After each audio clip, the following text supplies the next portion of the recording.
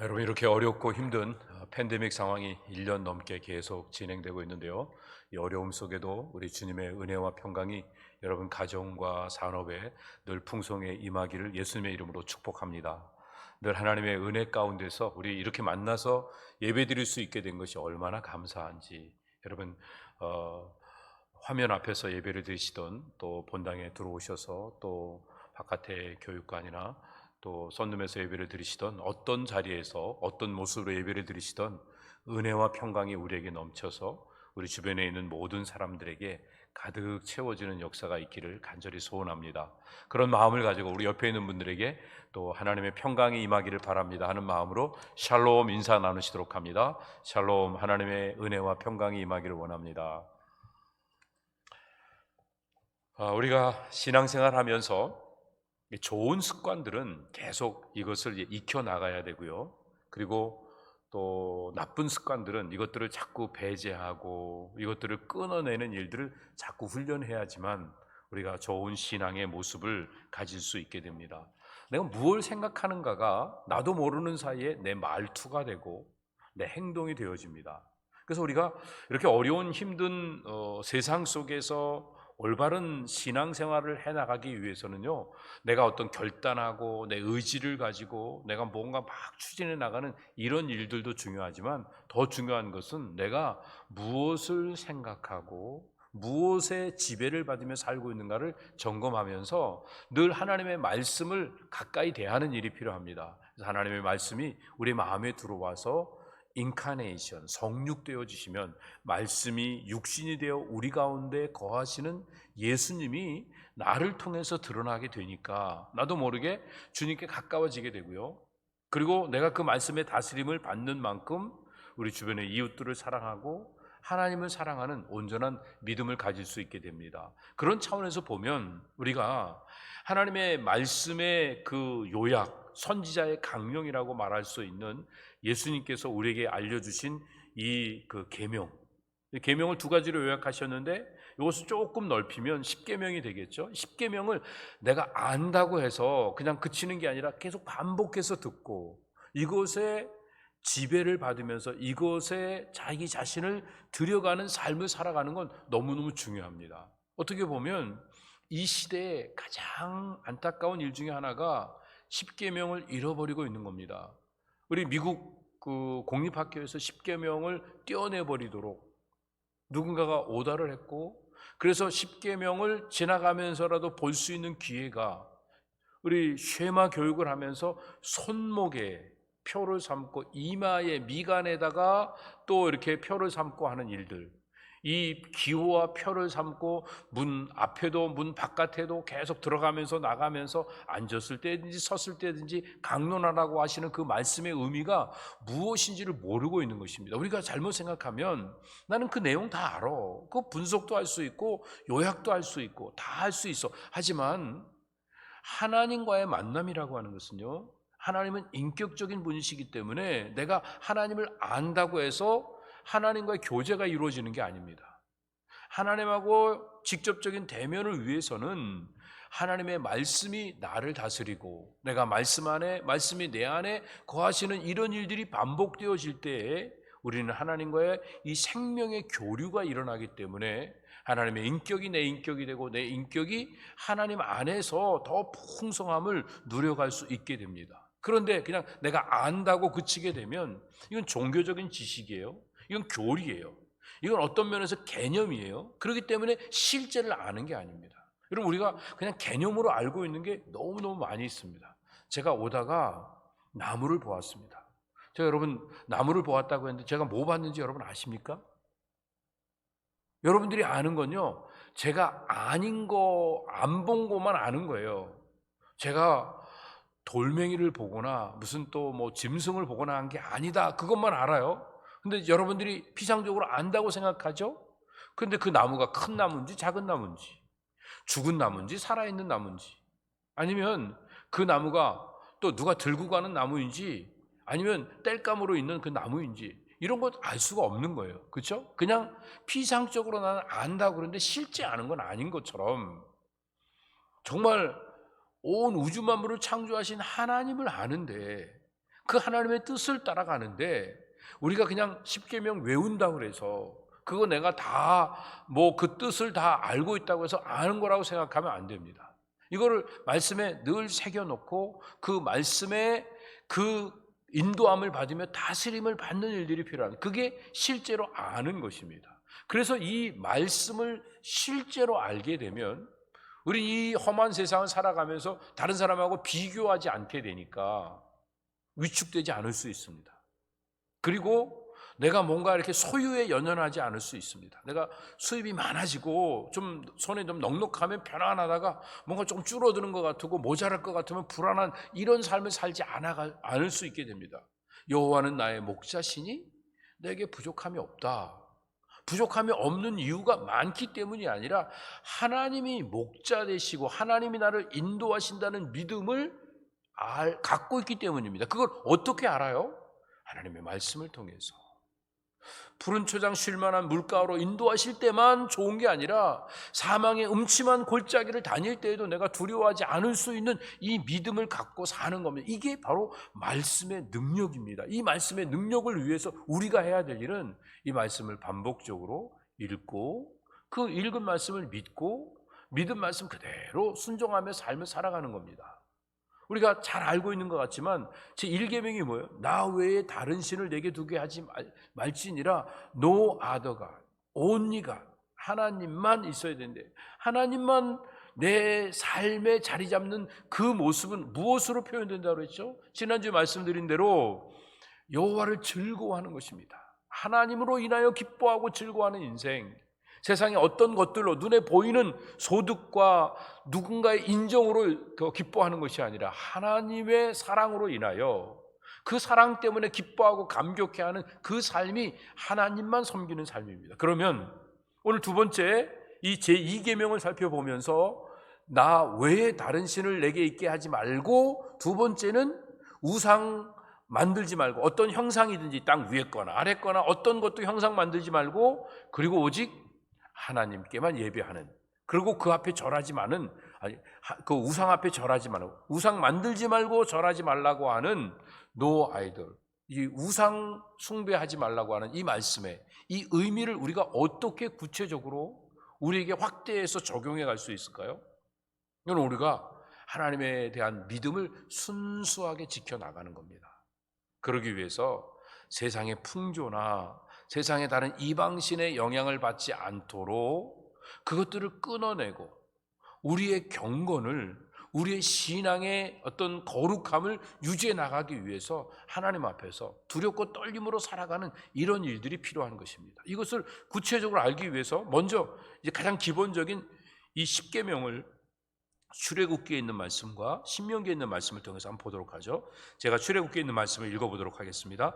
너를 위하여 새긴 우상을 만들지 말고, 또 위로 하늘에 있는 것이나 아래로 땅에 있는 것이나 땅 아래 물속에 있는 것에 아무 형상이든지 만들지 말며 그것들에게 절하지 말며 그것들을 섬기지 말라. 나 여호와 너의 하나님은 질투하는 하나님인즉 나를 미워하는 자의 죄를 갚되 아비로부터 아들에게로 3, 4대까지 이르게 하거니와 나를 사랑하고 내 계명을 지키는 자에게는 1000대까지 은혜를 베푸느니라. 그런데 이 출애굽기에 있는 내용을 똑같이 신명기 5장에서도 말씀하고 계시죠. 신명기 5장은 여러분들이 같이 한번 읽도록 하겠습니다. 시작. 너는 자기를 위하여 새긴 우상을 만들지 말고 위로 하늘에 있는 것이나 아래로 땅에 있는 것이나 땅 및 물속에 있는 것에 아무 형상이든지 만들지 말며 그것들에게 절하지 말며 그것들을 섬기지 말라. 나 여호와 너의 하나님은 질투하는 하나님인즉 나를 미워하는 자의 죄를 갚되 아비로부터 아들에게로 3, 4대까지 이르게 하거니와 나를 사랑하고 내 계명을 지키는 자에게는 1000대까지 은혜를 베푸느니라. 여기서 우리가 한 가지 주의해야 될 것, 하나님이 어떤 분이시라고요? 하나님은 질투하시는 하나님이시라는 겁니다. 이 말을 이상하게 표현해서 들을 것이 아니라 하나님은 우리를 너무너무 사랑하신다는 겁니다. 하나님이 우리의 사랑을 온전히 받기를 원하시기 때문에 우상 숭배를 허락하지 않으셔서, 만약에 우상을 숭배하면 3대 4대가 벌을 받고요, 하나님만 잘 섬기면 1000대까지 복을 받게 될 것이라고 말씀하십니다. 하나님의 그 징계가 3, 4대까지 이른다는 말씀은 어쩌면 눈에 보는 대로 우리가 따라 하기 때문에 그렇습니다. 할아버지의 행하시는 모습, 그걸 그냥 똑같이 따라해요. 뭐 친척들끼리 모이면 친척들끼리 맨날 모였을 때 뭐 이렇게 화투 치고, 또 이렇게 밥상에다가 이렇게 또 이렇게 한 잔씩 모아서 이렇게 하고, 그런 거 이렇게 늘 보고 자란 아이들은요, 아무런 의식도 없이 이렇게 모이면 재밌게 하는 게 이렇게 하는 거라고 생각합니다. 그 자체가 뭐 좋다 나쁘다 하기 전에 그런 것도 아무 의식 없이 그냥 받아들이게 되는 거예요.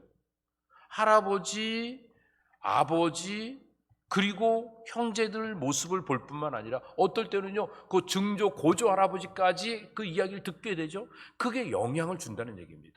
그런데 하나님 위에 다른 것을 섬기는 모습을 보여주면 그것이 자손들에게 저주가 되어진다, 이 말씀을 하고 있는 거예요. 자, 그러면 제2계명의 핵심 내용은 아주 간단합니다. 우상을 만들지 말라. 그런데 땅 위에 아래 어떤 형상이든지 하나님을 내 눈앞에 카테고리로 묶어놓지 말라고 말합니다. 그런데 그 이유가 뭐예요? 자기를 위해서, 내 마음이 좀 흡족하기 위해서, 내 생각과 내가 지금까지 가졌던 커스텀에 맞추기 위해서 뭔가를 만들어 놓고 거기에 맞춰가는 이런 것은, 하나님을 내가 만들어 놓고 이게 하나님이다라고 말하는, 금송아지 만들었던 이스라엘과 같은 그런 일을 하나님이 다시 가나안 땅에 들어가기 전에 금하고 계십니다. 그리고 그 앞에 절하지 말고 하나님만 섬기라고 말씀하십니다. 우상이 뭐가 우상이에요? 하나님보다 더 사랑하면 우상이 되어집니다. 하나님보다 더 사랑하는 게 내 자신이라도 우상이 되어집니다. 오늘 양집사님 찬양하시면서 내가 정말 하나님 사랑하는지 아니면 다른 것들을 더 사랑하는지, 이것들을 돌아보게 만드는 이런 찬양이었죠. 나 자신을 위해 살아왔던 모습을 안타깝고 부끄럽게 여기면서 하나님께 돌아오는 일들이 말씀 앞에서 하나님의 은혜를 구하는 이런 모습입니다. 우상의 종류가 옛날에는 그냥 범신론적으로 다른 이방신 불상 만들어 놓고 다른 종교 또 형상 만들어 놓은 거에 절하는 것, 이것을 또 우상 섬기는 거다 얘기했지만, 요즘은요, 이 물질 만능주의가 우상입니다. 돈이면 안 되는 게 없다고 그러죠. 요즘 그 젊은 세대들이, 여자들이 남자들보다 돈을 더 잘 번대요. 그 이유가 이 여자들이 집에서 주식을 하는, 남자들은 막 주식하면서 위험한 데 하다가 다 돈 잃어버리는데, 여자들은 안전한데 또 잘 되는 데도 하다 보니까 돈이 막 불어난대요. 그러다 보니까 여자들이 즐기는 세 가지가 있는데, 주식, 그 다음에 반려동물, 그 다음에 골프. 그래서 주반골, 이걸 하는 그 여성이 멋진 여성이라고 그러더라고요. 그런데 이제 진짜 멋진 여성은요, 하나님의 말씀 묵상하고 하나님 이외에 다른 것들을 하나씩 절제시켜 나가고, 그러면 진짜 행복하고 아름다워질 수 있게 됩니다. 근데 나도 모르는 사이 벌써 물질 만능주의가 됐습니다. 그리고 이제는 이 과학 신봉주의가 돼갖고 과학적으로 이성적으로 뭔가를 조리 있게 논리적으로 설명하면 거기에다 굴복하고 맙니다. 근데 사실은 과학도 설명할 수 없는 게 너무너무 많이 있습니다. 우리가 지금 과학의 흐름을 본다고 하면 최고 첨단 과학이 양자역학이잖아요. 근데 양자역학은 설명할 수가 없습니다. 내가 어떤 물건이 쳐다보고 있을 때하고 안 쳐다볼 때하고 이게 영향이 달라요. 안 쳐다보고 있을 때 그 반경 활동하는 운동량하고 내가 쳐다보고 있는데 의식이 들어갈 때하고 이 운동량이 달라지는 거예요. 이걸 어떻게 과학적으로 설명해요? 이거는 영적으로 설명할 수밖에 없게 되는 거예요. 근데 이게 첨단 과학이란 말이에요. 그런데 그것을 신봉하고 있는 게 우상숭배하고 똑같은 거죠. 그래서 결국은 오늘날의 우상숭배는 돈 우상, 과학 우상, 지식 우상, 거기에 끌려가고 있고 또 쾌락 우상에 끌려가고 있는 이런 안타까운 모습을 봅니다. 그런데 하나님은 그런 모든 것들을 만들지 말고 형상화시키고 구체화시키지 말고, 그리고 하나님만 섬기라고 말씀하십니다. 그 이유는 하나님이 온 우주의 창조자 되시고 주관자 되시고 소유주가 되십니다. 그렇기 때문에 하나님만 섬기는 그 일들을 우리가 해야 하는 것입니다. 그러면 이 제2계명이 우리에게 주는 그 워닝이 무엇이냐 하면요, 이 소극적으로 본다고 하면 자기를 위해서 뭔가를 만들지 말라고 하는 것입니다. 미신은 다 자기를 위한 겁니다. 이방 신상, 우상은 나를 위해서 내가 컨트롤해 나가는 것입니다. 그러면서 하나님을 예배한다고 말하면 안 됩니다. 나를 위하면서 하나님께 예배드린다고 말하는 것은 하나님이 허용하시지 않습니다. 적극적으로 워닝을 주시는 것은요, 말씀 가운데 신령과 진정으로 하나님 앞에 하나님의 말씀을 따라 성령의 인도하심 앞에 순종하면서 예배를 드리는, 하나님을 위한 예배를 온전히 드리라고 말씀하십니다. 그런데 이것을 하지 않으면 어떤 결과가 일어나는지를 사사시대에 분명히 보여주고 있어요.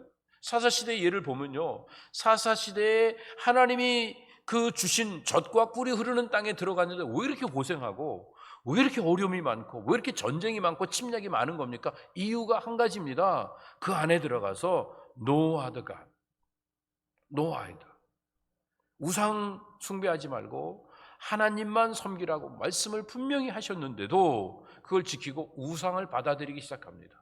새로운 곳에 가서 새롭게 멋지게 사는 사람들 보니까 그 사람들 사는 게 부러워서 슬쩍 따라가고, 그러다가 보니까 우상에 빠지게 되고, 그 비 안 오면 하나님께 기도하려고 하지 않고 하나님을 기다리려고 하지 않고 바알과 아스타롯을 섬기는 이방 제사를 드리면서 음란하게 서로 막 이상한 짓 하고 하는 이런 엉터리 같은 일을 행했던 것을 보게 됩니다. 그러니까 하나님께서 이방 민족을 통해서 침략을 하게 하셔서, 그래서 그곳에 계속 전쟁이 그치지 않았죠. 사사가 한 사람 일어날 때가, 그때가 외부의 침략을 받아서 압박 속에 고통당하고 있을 때 하나님이 그들을 살리시기 위해서 세우신 사람이 바로 사사였던 것입니다.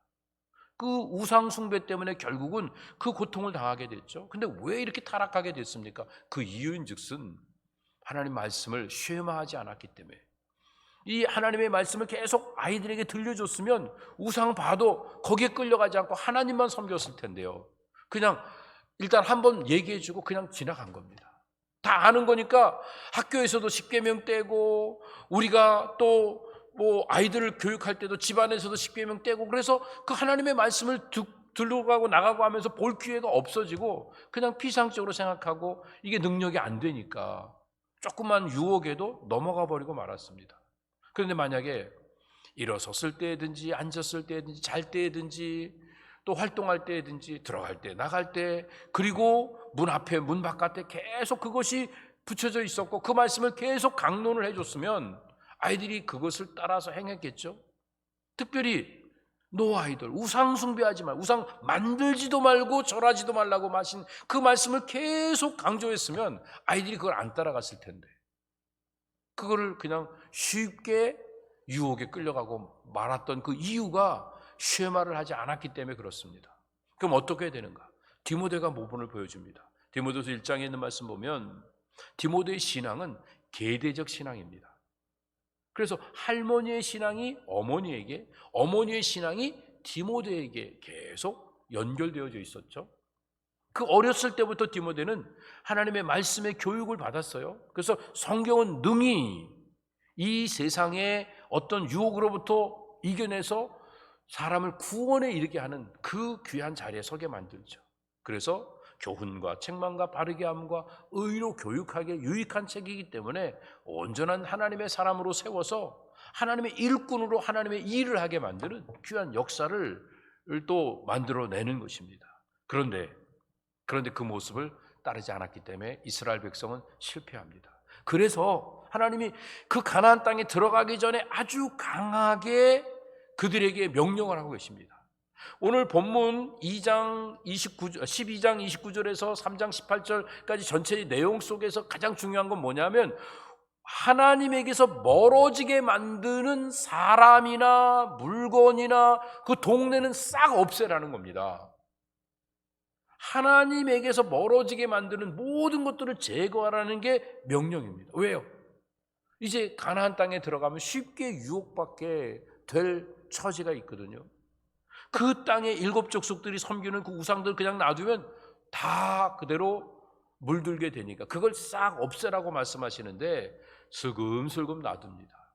여기는 뭐 별거 아니니까 가사도 또 가드도 아스돗에서 그냥 다 조금씩 남겨놨다가 그것 때문에 골리앗이 나오게 되고 그것 때문에 또 블레셋이 나오게 되고 그래서 큰 고통을 당했던 이런 모습들을 보게 됩니다. 결국 이스라엘 백성들은 그 속에 들어가서 정말 그들이 행해서 안 되는 우상을 자기도 모르게 따라가게 됩니다. 가나안 사람들은 어떤 우상을 섬기니까 이 몰렉에게 제사를 드린다고 하면서 자기 자식들을 갖다가 제물로 바칩니다. 그 하나님이 금하셨죠. 그 결국은 죽는다고 하셨는데 솔로몬은 감난산에다가 그 몰렉 산당을 짓는 일을 도와줬어요. 그런가 하면 아하스 왕이라든지 므낫세든지 자기 자식을 바쳤어요. 이런 엉터리 같은 일을 하니까 결국은 북왕국이 멸망당할 수밖에 없게 되는 거죠. 우상을 섬기고 이 몰렉을 섬기는 이런 일들을 행하니까 하나님이 아수르에게 북왕국이 멸망을 당해 뿔뿔이 다 흩어지게 되고 흔적도 남지 않게 하셨던 이런 모습을 보게 됩니다. 그래서 하나님은요, 이 말씀을 들은 대로 이것을 가감하지 말고 왜곡하지 말고 그대로 지키라고 명령을 하고 계십니다. 그러면서 실제적으로요, 이제 너희들이 가나안 땅에 들어가게 되면 가나안에 선지자들이 일어나서 능력을 행할 거다. 예언자들이 일어나고 꿈을 해석을 해줄 거다. 미래의 일들을 점쳐줄 것이다. 그리고 너희들 가족들 중에 누군가가 미혹돼 갖고 너희들을 유혹해서 이방신을 섬기자고 자꾸 부추기는 사람들이 있을 거다. 그럴 때 아주 과감하게 누구든지 놔두지 말고 다 진멸해버려라. 그리고 완전히 그 일들을 갖다가 이제 내 안에 들어오지 못하도록 경계를 해라. 이렇게 명령을 하신 거예요. 그러면서 주시는 말씀이 뭐냐 하면 너희들에게 그렇게 말하고 있는 사람들이 실제로 너희들에게 능력도 보여주고 예언도 보여주고 그리고 따뜻한 사랑도 보여주게 될 거다. 그렇지만 거기에 절대로 넘어가면 안 된다. 누가 기도해 줬는데 그 기도대로 이루어졌습니다. 또 그 기도해 주니까 병도 났어요. 기도 끝나고 나니까 사업도 형통해지고 또 낳지 못하던 자녀도 낳게 되고 그래서 야, 그 사람 진짜다 이렇게 보면 안 된다는 겁니다. 그런 능력이 있다고 그 사람이 진짜가 아니고 미래의 일을 예언한다고 그 사람이 진짜가 아니라고 하는 것입니다. 하나님을 사랑하는 것보다 어떤 것이 앞설 수는 없습니다. 하나님에게서 멀어지게 만드는 그 사람은 무슨 능력과 무슨 예언을 한다 할지라도 절대로 따라가서는 안 된다고 하는 것을 분명히 말씀을 해주고 계십니다. 그러면서 그런 유혹을 하는 사람들을 어떻게 하라고요? 그런 사람들을 다 칼로 쳐서 죽이라고 말합니다. 누가 먼저? 내가 먼저. 그게 내 가족이라 할지라도, 내 사랑하는 친구라 할지라도, 생명을 나눈 사람이라 할지라도 그 사람을 쳐 죽이는데 나 혼자 죽이지 말고 동네 사람 모아갖고 주변 사람 모아갖고 같이 죽이라고 하는 겁니다. 왜? 그래야 그거 보면서 야, 우상 숭배의 결과가 저것이구나. 그래서 사람들이 그걸 따라가지 않기 때문에 완전히 죽이라. 그러니까 내가 먼저 죽이라고 하는 것은 증인수라고 하는 것이고요. 함께 죽이라고 하는 것은 많은 사람들이 함께 도전을 받으라고 하는 이런 명령을 주시는 것입니다. 그 구체적인 내용들을 제가 한번 다시 읽을게요. 6절부터 읽습니다. 내 동복 형제나 내 자녀나 내 품의 아내나 너와 생명을 함께하는 친구가 가만히 너를 꾀어 이르기를 너와 내 열조가 알지 못하던 다른 신들 곧 내 사방을 둘러있는 민족 혹 내게서 가깝든지 내게서 멀든지 땅 이 끝에서 저 끝까지에 있는 민족의 신들을 우리가 가서 섬기자 할지라도 너는 그를 좇지 말며 듣지 말며 긍휼히 보지 말며 애석히 여기지 말며 덮어 숨기지 말고 너는 용서 없이 그를 죽일 때 내가 먼저 그에게 손을 대고 후에 뭇백성이 손을 대라. 여러분, 가나안 땅에 들어가는 것도 힘들지만 들어가서 정착하는 과정에서도 이렇게 많은 유혹이 계속 일어날 것을 말씀하고 있습니다. 능력을 행하는 선지자가 나타납니다. 미래를 예언해주는 꿈꾸는 자가 나타납니다. 나에게 둘도 없이 사랑을 베풀었던 가족들이 나타나서 나를 하나님에게서 멀어지게 만들려고 합니다. 그런데 어느 누구도 나를 하나님에게서 멀어지게, 하나님의 말씀에서 멀어지게, 하나님의 공동체에서 멀어지게 만드는 그 대상을 그대로 놔두지 말고 그것들을 단칼에 완전히 다 제거하라고 분명히 말씀하고 있는 이런 모습을 봅니다.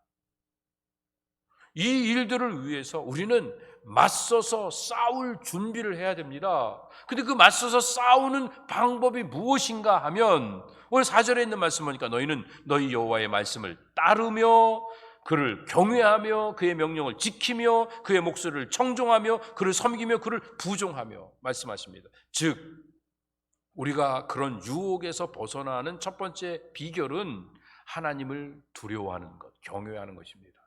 하나님을 두려워하면요, 그 명령을 지키게 됩니다. 누군가 능력을 행해요. 미래를 예언해 줘요. 따뜻한 사랑을 가지고 우리에게 다가와요. 그렇지만 눈에 보이는 이거보다 더 중요한 게 보이지 않는 하나님이 우리와 함께 하시는 거예요. 그래서 그 하나님을 바라보고 그 하나님을 두려워하는 것, 그러면 우리는 이 유혹에서 우리는 안전해질 수 있고 이거 유혹을 물리치면서 우리의 신앙을 지켜갈 수 있게 됩니다. 우리가 하나님 경외하면 명령을 따르게 되겠죠. 명령을 따르려면 그 말씀을 청종해야 되겠죠. 그 말씀을 청종하다 보면 하나님을 섬기는 마음을 가지면서 하나님을 의지하게 되니까 저절로 말씀에 순종하는 아름다운 삶이 확장되어지는 복을 누리게 됩니다. 그래서 이 세속에 물들지 않고 오직 하나님만 섬기고 우상 숭배 안 하기 위해서는요, 하나님 무서워하는, 하나님 두려워하는 이 신앙이 필요합니다. 두 번째는 하나님을 사랑하라고 말합니다. 3절에 보니까 너는 그 선지자나 꿈꾸는 자의 말을 청종하지 말라. 이는 너희 하나님 여호와께서 너희가 마음을 다하고 뜻을 다하여 너희 하나님 여호와를 사랑하는 여부를 알려하사 너희를 시험하심이라. 거짓 선지자들이, 거짓 예언자들이 능력을 행하고 미래를 맞추는 것도 다 하나님이 허락하신 거예요. 왜? 우리의 믿음을 시험하기 위해서 정말 하나님만 사랑하고 온 마음과 정성으로 하나님께만 예배하는 모습이 있는지 나를 하나님이 테스트하시는 거예요. 근데 그 테스트를 통과하기 위해서 우리가 준비해야 될 것들은요, 무슨 뭐 큰 무기를 갖추고 무슨 무장을 하고 하는 게 아니라 난 정말 하나님 사랑하는가? 아니면 다른 것들을 사랑하는가? 하나님만 사랑하는가? 이걸 점검하는 거예요. 그래서 그 기준이 확인되어지면 통과입니다. 그런데 어떤 것들이 막 준비돼도 하나님 사랑하지 않고 다른 것들을 사랑하면 결국은 실패할 수밖에 없게 되고 하나님의 그 테스트에서 우리는 결국 이제 낙오될 수밖에 없게 됩니다. 그게 뭐예요? 사랑입니다. 나는 하나님의 사랑을 받아들이고 그 사랑을 힘입어 사랑으로 살고 있는가? 예수님께서 비유를 주실 때 마지막 때 혼인잔치를 베푸시고 그 다음에 사람들을 갖다가 막 불러 모으죠. 근데 사람들이 안 와요. 그러니까 막 아무나 지나간 사람 막 데려다가 그 안에다 채웠죠. 그런데 한 사람이 예복을 입지 않았어요. 그 예복이 무엇일까요? 사랑의 예복입니다. 하나님의 사랑을 받아들인 적도 없고 그 사랑을 행한 적도 없는 그 사람은 쫓겨나서 바깥 어두운 곳에 슬피 우는 일을 경험할 수밖에 없게 됩니다. 그래서 예수님이 이렇게 말씀하십니다. 마태복음 10장 37절 이하에 보면 아비나 어미를 나보다 더 사랑하는 자는 내게 합당치 아니하고 아들이나 딸을 나보다 더 사랑하는 자도 내게 합당치 아니하고 또 자기 십자가를 지고 나를 쫓지 않는 자도 내게 합당치 아니하니라. 자기 목숨을 얻는 자는 잃을 것이요 나를 위하여 자기 목숨을 잃는 자는 얻으리라. 우리 부모님 사랑하고 자녀들 얼마나 사랑합니까? 하지만 주님을 더 사랑해야 된다고 말합니다. 주님을 사랑하면 자기 십자가를 지고 자기를 부인하며 주님을 쫓아가야 됩니다. 목숨을 위해서 자기를 위해서 인생을 살아가는 사람 결국은 다 망할 수밖에 없게 되는데 주님을 위해서 자기를 아낌없이 내어놓는 사람은 승리하는 삶을 살 것이라고 약속하십니다. 이 제2계명의 관건은 나를 위하는가, 나를 지으신 주님을 위하는가 여기에 있습니다.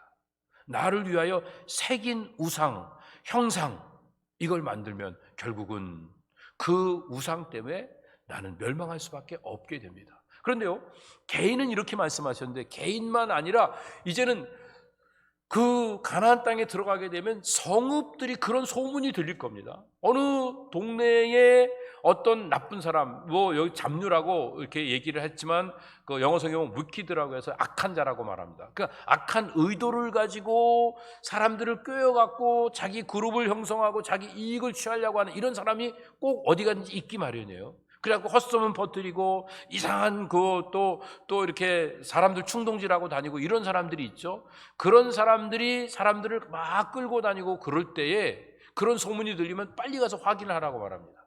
그리고 그 동네에서 그 유혹에 넘어가서 악한 자의 유혹에 넘어가서 우상 숭배를 한 사람들 하나씩 다 발굴을 해서 그 사람들을 죽이고 칼로 쳐 죽이고 그 짐승들, 그 사람들이 같이 있던 그 짐승들까지 다 죽이고 그리고 물건들까지 다 갖다가 모아놓고 불살라 없애라고 말씀하십니다. 그러면서 말씀하시기를 뭐라고 하시냐 하면 너는 이 진멸할 물건을 조금도 내 손에 대지 말라.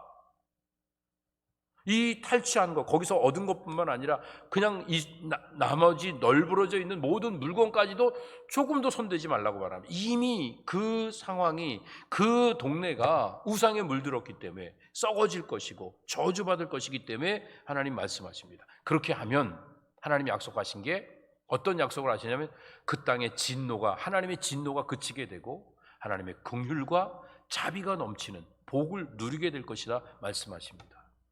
하나님은요, 우리 인간의 심리를 너무 잘 아시잖아요. 그러니까 군중 심리에 의해서 뭐 사람들이 우르르 몰려다니고 여럿이 막 으쌰으쌰하고 그러면 그게 잘못된 길인지도 모르고 알면서도 그냥 특별한 그 의식 없이 거기에 끌려가는 안타까운 일들이 생기기 때문에 하나님 분명히 말씀하십니다. 하나님에게서 멀리 떠나게 한 자 아니면 이미 떠난 자 그런 사람은 살려두지 말고 반드시 죽여라. 긍휼을 베풀지 말아라. 그 이유는 이스라엘의 긍휼을 위해서다. 그러니까 하나님이 나의 긍휼을 위해서가 아니라 하나님의 긍휼을 위해서 살면 결국 나에게 긍휼이 임할 것을 말씀하십니다. 긍휼이 여기는 자는 복이 있나니 긍휼이 여김을 받을 것임이라고 하신 이 말씀이 이루어지고 있는 것입니다. 그래서 구체적으로 하나님께서 하나님의 긍휼과 자비를 입고 하나님의 진노가 그치는 삶을 살게 하기 위해서 명령한 것이 있습니다. 그게 뭐냐 하면 하나님을 사랑하는 겁니다. 하나님을 사랑하면 저절로 그 계명을 지키겠죠. 요한복음 14장에 있는 말씀 보면 나의 계명을 가지고 지키는 자라야 나를 사랑하는 자다 이렇게 말씀하십니다. 하나님의 사랑이 우리에게 있으면 우리는 하나님의 말씀을 지켜 행할 수 있게 됩니다. 그러면 하나님의 긍휼을 입을 수 있게 됩니다. 그리고 우리가 환난 가운데 있다 할지라도 그 환난 가운데서 우리가 하나님 말씀을 듣다 보면 우리가 연약하고 부족한 게 얼마나 많아요? 그걸 돌이켜 회개하는 겁니다. 그리고 하나님께로 돌아옵니다. 그럼 하나님의 자비하심으로 우리를 회복해 하십니다. 그러나 자기의 죄를 숨기는 자는 형통하지 못하고 자기의 죄를 자복하는 자는 버리는 자는 불쌍히 여김을 받을 것이라고 잠언 28장 13절에서 말씀하십니다. 그러니까 죄를 자꾸 숨기려고 하면 결국 멸망하고 자기가 연약하지만 하나님께 제가 죄인입니다. 불쌍히 여겨주시옵소서. 그리고 하나님께로 나오면 하나님이 긍휼히 여겨주신다 말씀하십니다. 악인은 그 길을 불의한 자는 그 생각을 버리고 여호와께로 돌아오라. 그리하면 그가 긍휼히 여기시리라. 우리 하나님께로 나오라. 그가 널리 용서하시리라. 하나님께로 나오면 하나님이 긍휼히 여기시고 우리를 용서하신다는 이 믿음을 가지고 주님께 나와서 주의 계명을 지키는 일이 필요합니다. 그러면 하나님의 긍휼과 자비를 입을 수 있고 더 이상 이 땅에 하나님의 진노가 임하지 않는 귀한 역사가 일어날 것을 약속해 주셨습니다. 하나님께서는 우리에게 그렇게 긍휼과 자비를 베푸시기를 원하시는데 아직도 왜 이 땅에 진노가 임하고 있는 거죠? 우리의 가정 속에 우리가 살고 있는 이 땅에 이 시대에 아직도 이 팬데믹 때문에 이 고통을 당하고 있는 많은 사람들이 있고 이 어려움이 계속되고 있는 이유가 무엇일까요? 아직도 우리가 하나님을 떠나서 있는 것입니다. 그리고 가증한 일들, 진멸할 물건에 손을 대고 있는 것입니다.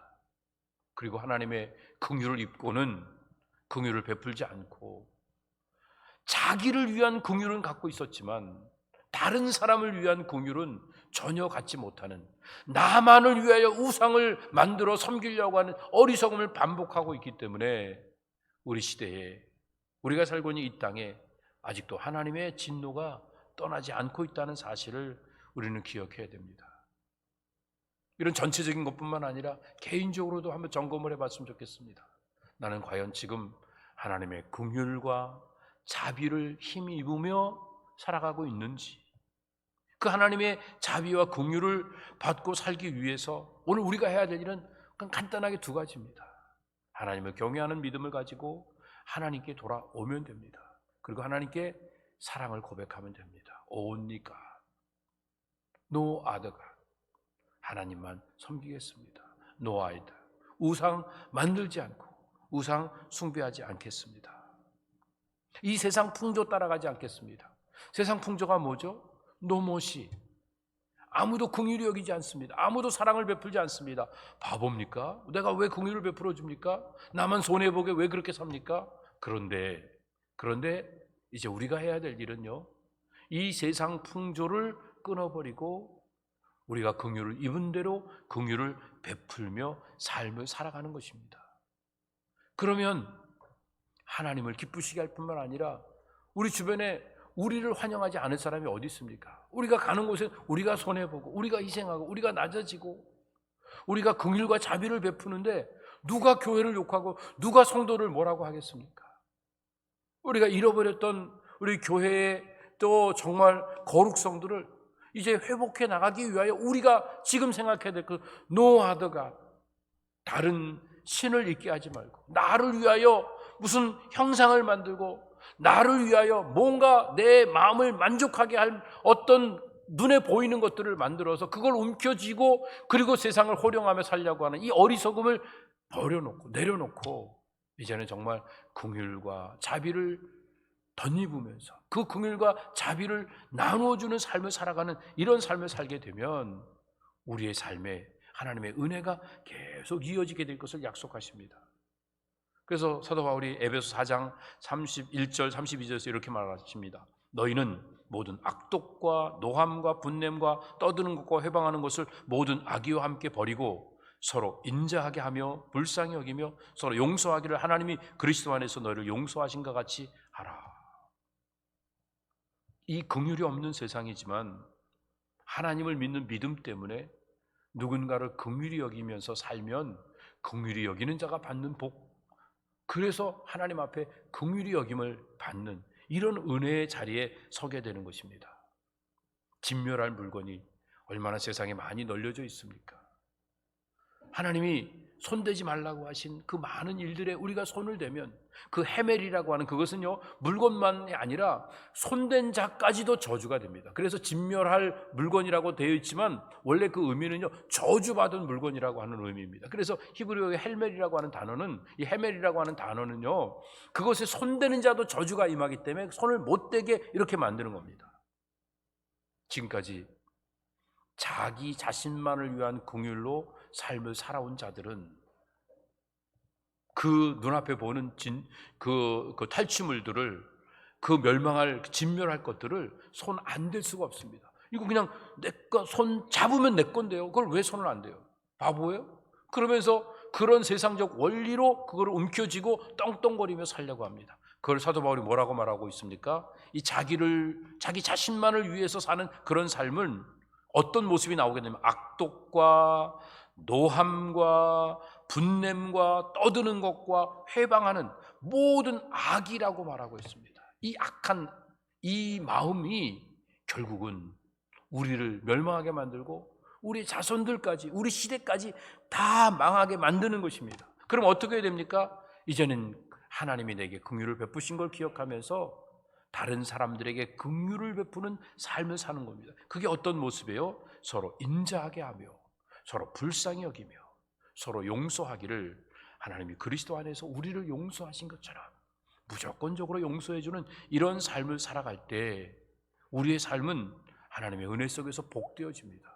그렇게 살면요, 하나님을 기쁘시게 할 수 있고 이웃들을 또 기쁘게 하고 또 잘 섬길 수 있게 되니까 하나님 사랑, 이웃 사랑을 잘 실천하게 되죠. 그러면 하나님 약속하신 대로 어떤 복이 이루어집니까? 이 땅에 하나님의 진노가, 하나님의 재앙이 그치게 되고, 그리고 하나님의 긍휼과 자비가 계속 이어지게 돼서 우리가 이 땅에서 번창하는 복을 누리게 되고, 장구하는, 오랫동안 살아가는 복을 누리게 되고, 그리고 풍성하게 삶을 살게 되니까 주변에 있는 사람들이 저절로 교회로 모여지는, 저 예수 믿으니까 저렇게 행복하구나, 저렇게 아름답구나, 그러면서 저절로 마음속으로 또 흠모하면서 말일에 사람들이 시온에 모여서 여호와의 말씀을 들을 것이라고 하는 이사야의 그 예언과 같은 역사가 우리를 통해서 나타날 것입니다. 그런데 만일 우리가 이 말씀을 듣고도 여전히 아들과 다른 신의 귀를 기울이고 내 자신만을 위해서 인생을 살아간다고 하면 결국 우리의 삶은 하나님의 은혜의 통로가 되는 것이 아니라 우리가 살고 있는 이 자리에서 맴돌다가 결국 멸망하는, 썩어져 버리는 안타까운 이런 일들을 당할 수밖에 없게 될 것입니다. 이제 우리 모두 다 나 자신을 유익하게 만들려고 눈에 보이는 형상을 지어내는 어리석은 일들을 주님의 십자가 밑에 내려놓고 다른 사람을 긍휼히 여기기 위하여 내게 주어진 십자가를 외면하지 않고 끝까지 주님을 따라가는 배단이 모든 성도들 되어서 우리의 삶의 모든 여정 속에 하나님의 은혜가, 하나님의 영광이 더 풍성하게 드러나는 복된 삶을 살아가게 되시기를 예수님의 이름으로 축복합니다. 함께 기도하시겠습니다.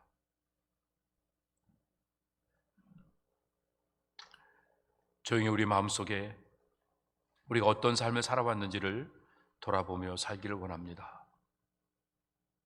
내가 나를 위하여 어떤 형상을 만들고 그 일을 진행하려고 하다 보니까 악독해지고 화내고 분내고 떠들고 회방하는, 진멸할 물건에 손을 대는, 세상에 썩을 것들에 우리의 마음을 뺏기는 어리석은 삶을 살았습니다. 이제는 하나님의 자비를, 긍휼을 입은 사람처럼 서로 인자하게 하며 서로 불쌍히 여기며 서로 용서하기를 주님이 나를 용서하신 것 같지 않은 이런 삶을 살게 해달라고 주님 앞에 기도하기를 바랍니다. 이를 위해서 여러분, 이 타고르가 기도라고 하는 시를 썼는데요, 그 시를 여러분 조용히 한번 묵상해 보시기 바랍니다. 타고르는 이렇게 기도했습니다. 위험으로부터 벗어나게 해달라고 기도하지 말게 하시고, 위험에 용감히 맞설 수 있게 해달라고 기도하게 하소서. 고통을 먹게 해달라고 기도하지 말게 하시고, 고통을 극복할 용기를 달라고 기도하게 하소서. 이 세상의 싸움터에서 동조자를 찾게 해달라고 기도하지 말게 하시고, 인생과 싸워 이길 스스로의 힘을 달라고 기도하게 하소서. 근심스러운 공포에서 구원해달라고 기도하게 하지 마시고, 자유를 얻을 인내를 달라고 기도하게 하소서. 겁쟁이가 되고 싶지 않나이다. 도와주시옵소서. 성공 속에서만 당신의 은혜를 느끼는 비겁한 자가 아니라 시리에 빠졌을 때야말로 당신의 귀한 손을 잡고 있음을 알게 하여 주시옵소서. 우리도 이런 기도를 드리기 원합니다. 주님, 이제는 나를 위하여 긍휼 없는 세상 풍조로 사는 삶이 아니라 이제는 하나님을 위하여 긍휼과 자비를 입은 사람답게 서로 인자하게 불쌍히 여기고 용서하며 살아가는 아름다운 사랑을 실천하는 주의 백성 되게 하여 주시옵소서. 내 안에 우상이 사라지고 하나님만이 영광을 받으시는 귀한 역사가 일어나게 해주시옵소서. 다 같이 통성으로 하나님 앞에 기도하십니다. 자비하신 아버지 하나님 감사합니다. 하나님 은혜 속에서 우리가 간절한 마음을 가지고 주의 말씀 받고 주님께 간절히 기도하오니 주여 불쌍히 여겨주시옵소서. 지금까지 살아왔던 내 자신을 위하여 우상의 형상을 만들고 그것에 절하고 그것을 쫓아갔던 어리석은 삶을 주님 용서하여 주시옵소서. 내 자신을 위해서라고 하면 자식까지 제물로 드렸던 이 몰렉을 숭배하던 어리석은 모습들이 우리 가운데 만연되지 않도록 물질 만능주의에, 과학 만능주의에 빠져서 내 자신이 우상되어 살아가는 모습들을 깨트려버리고 주님 십자가에 이제 우리의 모든 것들을 다 내어 맡기면서 우리 하나님의 사랑을 입은 사람답게 주님의 은혜 가운데서 우리의 삶을 살아갈 수 있도록 함께하여 주시옵소서. 이제는 주님을 위하여, 내게 맡겨준 사명 위하여 하나님께서 이제 바라보게 하시는 가난한 자, 병든 자, 또 갇힌 자, 또 여러 가지 고통 가운데 신음하고 있는 자들에게 하나님의 복음을 증거하고 그들에게 진정한 사랑을 증거하기 위하여 우리가 해야 될 귀한 사명 감당하기 위하여서 서로 인자히 불쌍히 여기고 용서하면서 하나님의 사랑을 증거하며 살아갈 수 있는 우리 모두가 되도록 하나님을 경외하는 믿음으로 승리하도록 우리를 붙잡아 주시옵소서. 함께하여 주시옵소서. 자비하신 아버지 하나님, 감사합니다. 주님 말씀 붙잡고 믿음으로 승리하기 위하여 주의 도우심을 간절히 구하오니 하나님 임재하여 우리를 다스려 주시옵소서. 우리가 머리로 알고 있는 것으로 그치지 않고 말씀이 나를 다스리도록 주님 앞에 우리 자신을 깨뜨리며 그 말씀을 마음에 모셔드릴 수 있도록 함께하여 주시옵소서. 지금까지 엉터리로 내 자신을 위하여 살아왔던 것들을 후회하고 뉘우치고 그리고 하나님의 말씀에 다스림 받으면 돌이킬 수 있도록 함께하여 주시옵소서. 이제는 다른 신을 섬기지 않겠습니다. 나를 위하여 어떤 형상도 만들지 않겠습니다. 아버지 하나님, 이제 어떤 복을 구하는 것도 어떤 은혜를 구하는 것도 나를 위해서가 아니라 내게 맡겨진 사명을 위하여 우리 주님의 나라가 이 땅에 임하기 위하여 주님의 몸된 교회가 아름답게 세워지기 위하여 하나님의 뜻이 온전히 이루어지기를 위하여 그 모든 것들을 구할 수 있는 참된 믿음의 사람이 되어서 천대까지 복을 받고 우리가 살고 있는 이 땅에 하나님의 진노, 하나님의 징계, 이 팬데믹이 빨리 지나가게 하시고 그리고 긍휼과 자비를 입은 사람답게 모여서 함께 행복해하며 하나님의 복음을 땅끝까지 증거하는 일들에 진력할 수 있는 아름다운 교회와 성도가 되도록 함께하여 주시옵소서. 감사하며 예수님의 이름으로 기도드립니다. 아멘. 자리에 일어나셔서 함께 찬양 올려드리겠습니다.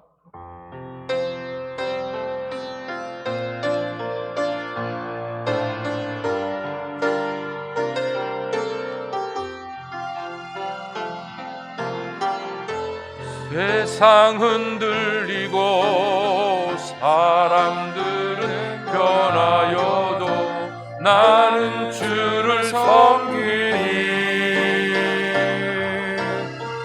주님의 사랑은 영원히 변하지 않네.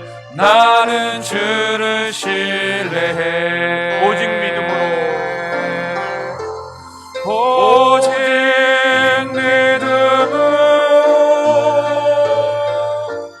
믿음으로 내가 살리라.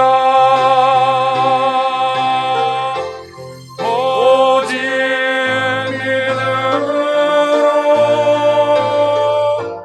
믿음으로 내가 살리라. 믿음 흔들리고 사람들 주를 떠나도 나는 주를 섬기니. 아멘. 주님의 나라는 영원히 쇠하지 않네. 나는 주를 신뢰해 오직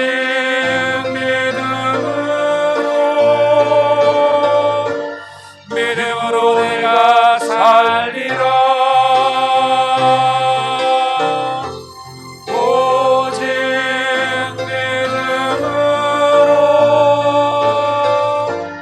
믿음으로 내가 살리라. 오직 의인은 믿음으로 살리라. 오직 의인은 믿음으로 말미암아 살리라.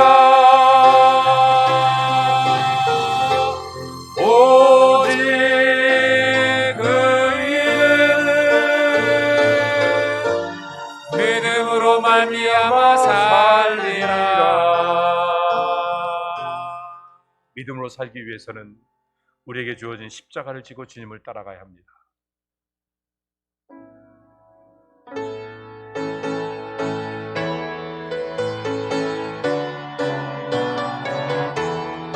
마음의 결단을 하며 찬양합니다. 십자가를 내가 지고 주를 따라가고파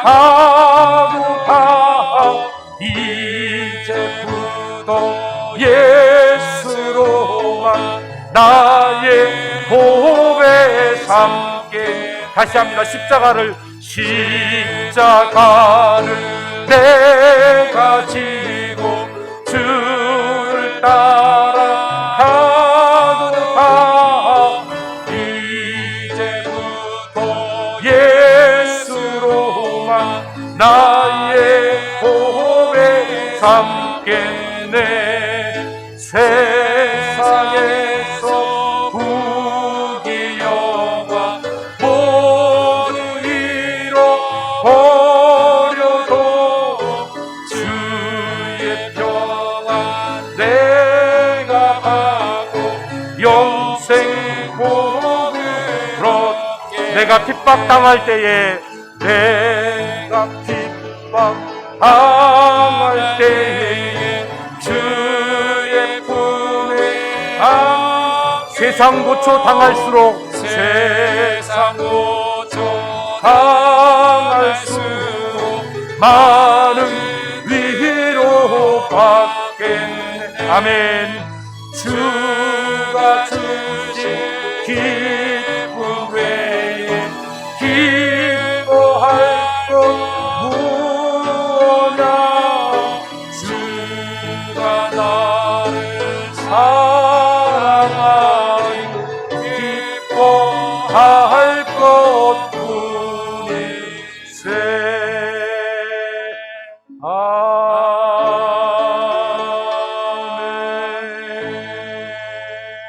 이제는 우리 주 예수 그리스도의 은혜와 아버지 하나님의 영원 무한하신 사랑하심과 성령님의 감화 감동 교통 인도하시는 귀한 역사가 세상에 썩어질 저주받은 것들에 조금도 손대지 않고 하나님의 긍휼과 자비를 사모하며 살아가면 이 땅에 하나님의 진노와 징계가 그치고 하나님이 번성케 해 주실 것을 약속하신 말씀을 의지하며, 팬데믹 때문에 모두가 다 몸도 마음도 영혼까지도 갈급해하고 안타까워하는 가운데 1년 세월을 떠나보내면서 점점 무뎌지는 우리의 연약하고 어리석은 모습에 이제 주님의 말씀 듣고 다시 한번 우리가 해야 될 일이 무엇인가를 생각하며 하나님만 예배하고 나를 위하여 인생을 살지 않고 긍휼과 자비를 베풀면서 이제 하나님의 나라를 이 땅에 세우기 위하여 우리의 가진 것들을 아낌없이 주님께 쏟아 부으며 주님의 영광을 드러내는 삶을 살기를 간절히 소원하여 주의 도우심을 간구하는 주의 백성들 머리 위에 이제로부터 영원토록 함께 있을지어다. 아멘.